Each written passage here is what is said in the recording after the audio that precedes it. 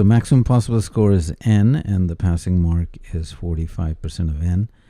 And then we're told that this candidate obtains 36 marks, but falls short of the pass mark by 68%. So that means he gets 32% of the passing score, 0.45 n.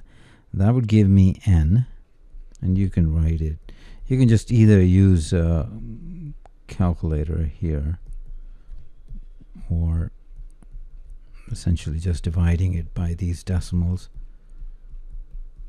So 9, 5, 4, 8, that's 20, and that's going to be 25, 10, I get 250. So if I look at the answer choices, 250 falls in that range. So the answer is B.